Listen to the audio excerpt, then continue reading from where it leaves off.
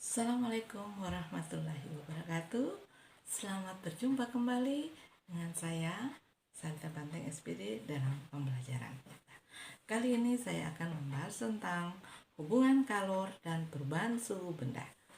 Ini materi kelas 7 untuk SMP. Selamat bertemu dan selamat belajar. Siapkan diri baik-baik untuk masa depanmu yang akan datang. Oke. Sebagai manusia yang memiliki Tuhan, kita patut meminta pertolongannya dengan doa. Kita awali dengan doa menurut agama dan kepercayaan kita masing-masing. Berdoa, mulai. Doa selesai. Kali ini kita akan belajar dengan saya. Dengan tujuan pembelajaran hari ini adalah setelah selesai belajar, adik-adik atau sebagai Anda sebagai peserta didik, saya berharap Anda dapat menguasai 3 tujuan yang akan saya bahas hari ini.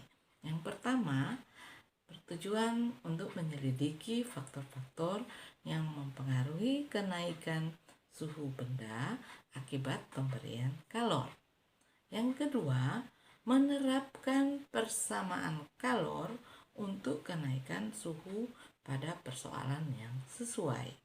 Dan yang ketiga, menyelidiki karakteristik suhu benda pada saat mengalami perubahan wujud. Itu tujuan kita hari ini. Dan yang berikut, faktor-faktor yang mempengaruhi kenaikan suhu pada benda akibat kalor ada 3 faktor. Yang pertama, faktor kalor terhadap massa benda. Berarti faktor yang pertama adalah faktor kenaikan kalor terhadap massa benda. Jadi berbeda kalau kita memanaskan segelas air dengan satu toples air. Beda kalor yang kita butuhkan. Itu faktor massa benda. Yang kedua, faktor kalor jenis benda. Beda kita memanaskan sendok dengan memanaskan ballpoint. Sendok terbuat dari aluminium atau stainless steel dan ballpoint terbuat dari plastik. Jadi jenisnya berbeda, maka waktu dan kalor yang dibutuhkan juga berbeda. Dan yang ketiga itu faktor kalor pada suhu benda. Jadi semakin tinggi suhu yang kita berikan atau semakin panas itu benda, maka kalornya juga makin besar. Berarti semakin tinggi kalor yang diberikan pada benda sama dengan kenaikan suhu benda. Oke. Berikut untuk benda yang tidak berubah wujud, misalnya sendok ini kalau kita panaskan dia kan belum berubah wujud sebelum benda ini mencapai titik leleh atau titik didih, maka dia belum akan berubah wujud. Maka untuk itu, kalau untuk perubahan suhu benda berbanding lurus dengan massa benda dan kenaikan suhu benda, serta bergantung pula pada jenis bendanya. Jadi bergantung pada jenis bendanya dan suhu bendanya. Jenis benda secara kuantitatif disebut kalor jenis. Jadi jenis benda secara kuantitatif kita sebut sebagai kalor jenis, yakni kalor yang diperlukan untuk menaikkan suhu 1 kg benda sehingga suhunya naik 1 Kelvin atau 1 derajat Celcius. Kalor jenis air sama dengan 4200 Joule per kilogram kali derajat Celcius. Secara matematik, untuk kalor kita rumuskan sebagai Q sama dengan M kali C kali delta T, di mana Q ini adalah kalor, M inilah adalah massa benda, C adalah kalor jenis, dan delta T adalah perubahan suhu. Atau kalor jenis juga kita bisa dapatkan dengan rumus C sama dengan Q per M kali delta T. Ini keterangan rumusnya. Contoh soal. Suhu mula-mula sepotong besi 5 derajat Celcius dipanaskan dalam waktu 25 sekon. Ini waktu pemanasannya 25 sekon. Dari suhu 5 derajat, setelah dipanaskan selama 25 detik atau 25 sekon, suhunya menjadi 55 derajat Celcius. Jika kalor jenis besi 450 Joule per kilogram kali derajat Celcius dan massa besi tersebut 50 gram, maka hitunglah berapa besar kalor yang diperlukan besi tersebut untuk menaikkan suhunya. Dari kasus tersebut kita teliti di dalam soalnya apa-apa yang informasi-informasi apa saja yang ada di dalam soal. Setelah kita baca, ada informasi awal kita dapatkan bahwa suhu mula-mulanya adalah 5 derajat Celcius, maka kita beri simbol T1. Sedangkan suhu setelah dipanaskan dia menjadi 55 derajat Celcius, maka kita beri simbol T2 atau suhu kedua. Jadi perubahan suhunya adalah kita beri simbol dengan delta T. Rumus untuk mendapatkan delta T adalah T2 kurang T1. Dari informasi yang kita dapat di soal bahwa T2 itu adalah 55 derajat Celcius, sedangkan T1-nya 5 derajat Celcius, kita masukkan ke rumus delta T sama dengan T2 kurang T1. Maka hasil yang akan kita kurangkan adalah 55 derajat C kita kurang dengan 5 derajat C, maka hasilnya sama dengan 50 derajat C. Untuk massa benda dari informasi di soal didapatkan 50 gram. Namun kita belum bisa menggunakan 50 gram itu dalam perhitungan karena satuannya belum dalam MKS. Karena satuan-satuan lain dalam satuan MKS. Maka kita harus konversi dulu satuan dari massa ini ke kilogram. Maka kita cari karena 1 kilogram itu sama dengan 1000 gram, maka 50 gram ini setara dengan 50 bahagi 1000 sama dengan 0,5 kilogram atau 0,50 kilogram. Kalor jenis benda dari informasi di soal kita dapatkan adalah 450 Joule per kilogram kali derajat Celcius. Ditanya di soal ini adalah kalor atau simbol Q.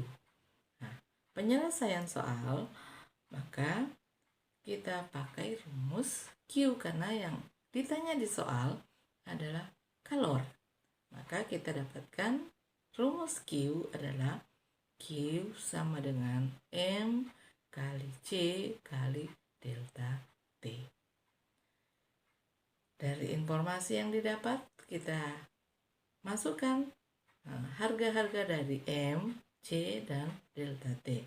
Harga M 0,05 kg kali C-nya 450 Joule per kilogram kali derajat C kali 50 derajat C, maka kita dapatkan 1125 Joule. Berikut grafik perubahan suhu terhadap kalor yang diberikan atau waktu pemanasan adalah ini grafik suhunya, ke vertikal, yang horizontal inilah penunjuk kalor. Nah, jika suhunya naik dan kalornya juga naik, bertambah, maka ini adalah terjadi perubahan suhunya. Perubahan suhunya juga ikut naik secara linier. Perubahan wujud zat adalah perubahan termodinamika dari satu fase benda ke perubahan wujud zat.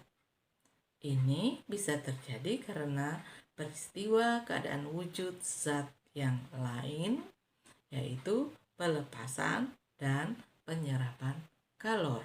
Ini tabel perubahan wujud zat akibat menerima dan melepaskan kalor. Ini tabelnya. Ini wujud gas, padat, cair. Kalau padat berubah menjadi gas disebut dengan menyublim. Sebaliknya, gas melepaskan kalor atau melepas gas ini dalam wujud gas melepas kalor menjadi padat disebut dengan dekomposisi. Padat membutuhkan kalor, dia akan berubah wujud mencair. Kemudian cair melepaskan, benda cair melepaskan kalor, dia akan membeku. Jadi perubahan wujud cair menjadi padat disebut membeku, padat berubah mencair menjadi cair disebut dengan mencair. Zat cair itu jika kita panaskan atau kita tambahkan kalornya, dia akan menguap. Dia akan berubah wujud menjadi gas. Maka kebalikannya, jika gas itu melepaskan kalor, dia buang kalornya, dia akan menjadi air ulang, maka peristiwanya kita sebut dengan mengembun. Pengertian istilah perubahan wujud yang tadi ini. Mencair berarti perubahan wujud zat dari zat padat menjadi zat cair.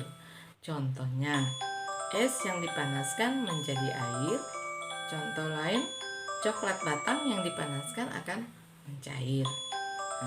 Membeku berarti perubahan wujud dari zat cair menjadi zat padat. Contohnya, air yang kita masukkan ke freezer. Dan menguap berarti perubahan wujud zat dari zat cair menjadi gas. Contohnya, parfum yang digunakan kita semprot ke tubuh kita, dia akan berubah menjadi gas. Itu parfumnya dalam bentuk cairan, ketika kita semprot dia akan berubah menjadi gas karena penguapan. Masih banyak lagi yang lain.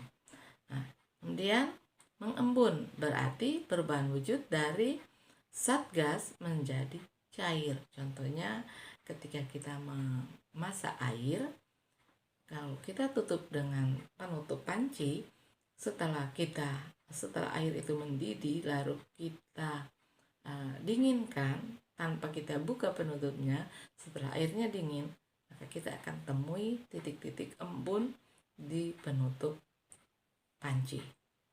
Dan menyublim berarti perubahan wujud zat dari padat menjadi gas. Contohnya kapur barus yang menguap menjadi gas. Dekomposisi atau menghablur berarti perubahan wujud dari zat gas menjadi zat padat. Contohnya gas belerang yang berubah menjadi kristal belerang. Ini belerang itu kan dari gunung berapi ya. Berikut beda menguap dan mendidih. Apa sih perbedaan menguap dan mendidih? Sekarang kita lihat di penjelasan berikut. Menguap dapat terjadi pada sembarangan suhu.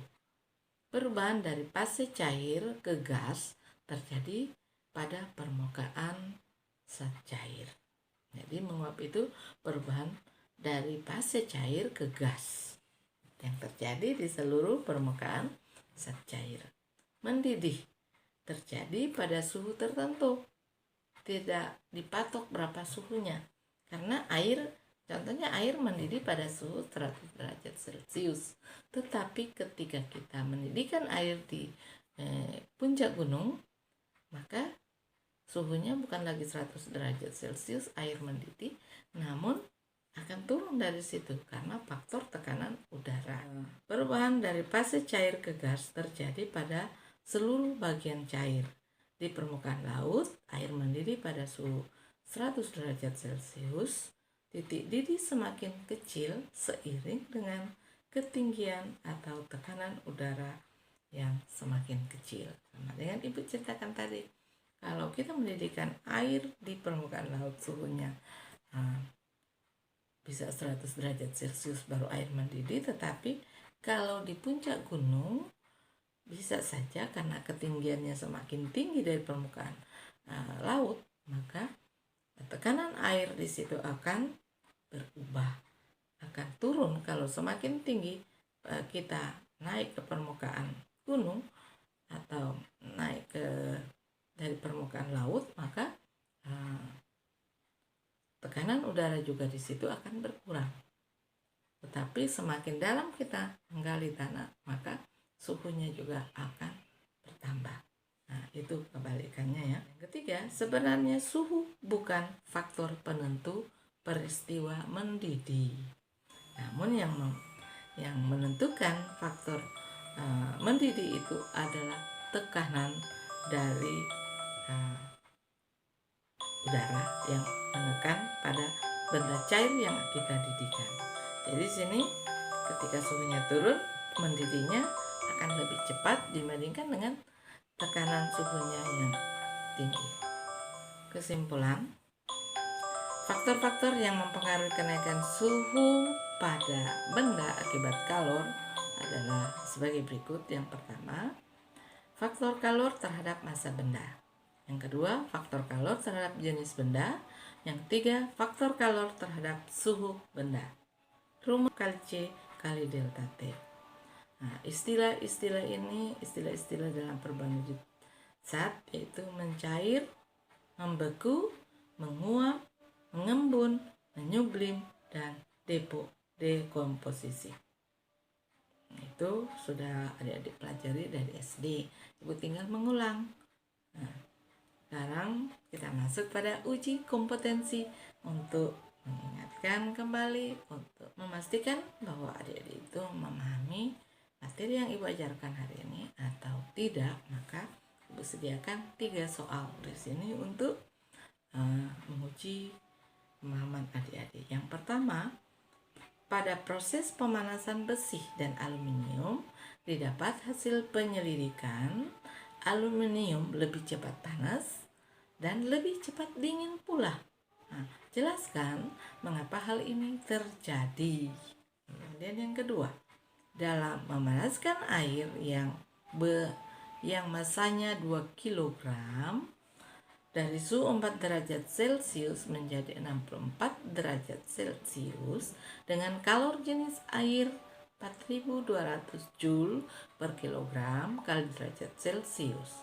Maka hitunglah berapa besar kalor yang diperlukan untuk mencapai suhu tersebut. Untuk mencapai suhu 64 ya. Dan yang ketiga, mengapa perubahan wujud dari cair ke gas selama perubahan wujud terjadi tidak terjadi kenaikan suhu saat merubah wujud? Misalnya es dalam keadaan beku berubah mencair sama jadi air, tapi suhunya tidak naik. Apakah di situ dia tidak butuh kalor? Karena kenaikan suhunya tidak naik kan? Nah, mengapa? Jelaskan. Sampai sini perjumpaan kita kali ini. Terima kasih atas perhatian. Namun sebelumnya kita tutup dengan doa. Semoga apa yang kita pelajari hari ini dapat tertanam dan bermanfaat dalam kehidupan kita sehari-hari. Berdoa mulai. Doa selesai. Terima kasih atas perhatiannya. Sampai jumpa pada perjumpaan berikutnya, pada materi selanjutnya. Semoga materi kali ini dapat manfaat dalam kehidupan kita sehari-hari. Hai, Assalamualaikum warahmatullahi wabarakatuh.